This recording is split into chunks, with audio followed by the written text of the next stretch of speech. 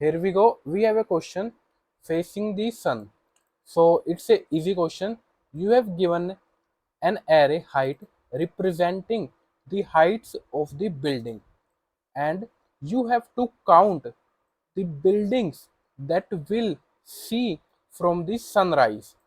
And you can assume the sunrise is on the side of the array starting point. So we have this picture represents very clearly that we have a sun on left hand side. So all the heights visible to the sun, we have to count that many heights. So at the end we have to return the number of the buildings. So in this case, first building is this, then is this, then is this.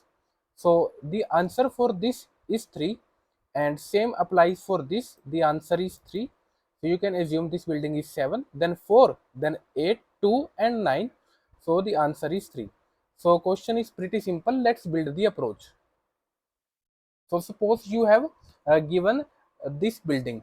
So the first building is visible no matter the height.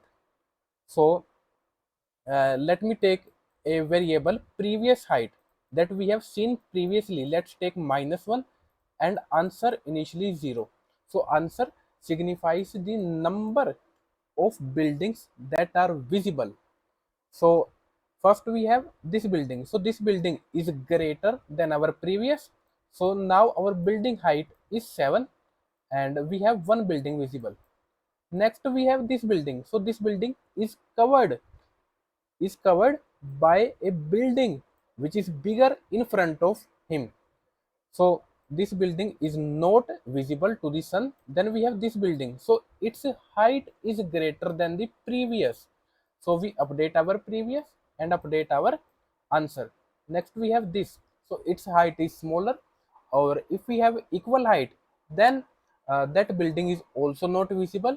So we have to find the greater one. So this is greater. Now our height, previous height is 9 and answer is 3.